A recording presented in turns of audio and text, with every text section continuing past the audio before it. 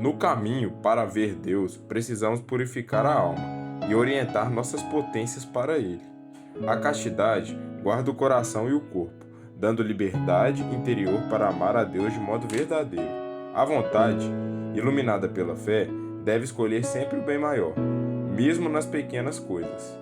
A memória deve ser purificada, não viver preso ao passado, mas recordar as obras de Deus para fortalecer a alma.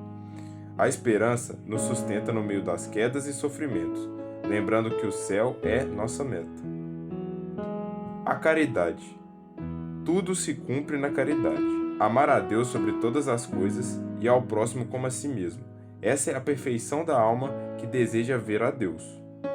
Não basta viver na superfície. Quem deseja ver a Deus deve ordenar sua vida interior. Castidade, vontade, memória, esperança e caridade. Esse é o caminho da santidade.